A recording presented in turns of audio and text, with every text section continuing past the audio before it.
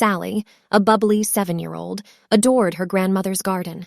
It was a magical oasis filled with vibrant flowers, buzzing bees, chirping birds, and countless insects going about their days. One sunny morning, Sally decided to spend her day exploring this little paradise. Equipped with her sun hat, gardening gloves, and a magnifying glass, Sally embarked on her garden adventure. She loved the perfume of blooming roses, the delicate fluttering of butterfly wings, and the whispers of leaves in the wind. Today, she intended to plant her own sunflower seeds, a present from her grandmother for her recent birthday. With a small spade in her hand, she dug a tiny hole in the earth, planted the sunflower seeds, and watered them gently. Imagining the sunflower that would grow from it filled her with anticipation.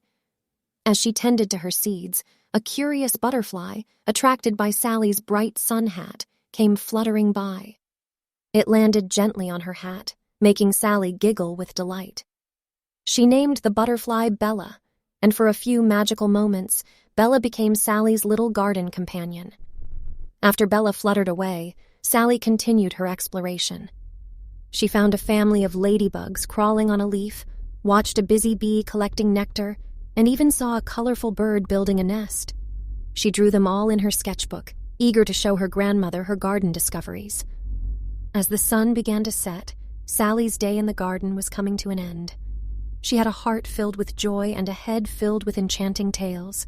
She had planted a seed, made a butterfly friend, discovered a ladybug family, and witnessed a bird at work.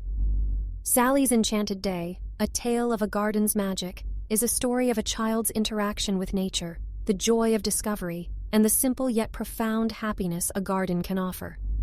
Thanks for watching. Don't forget to like and subscribe our YouTube channel.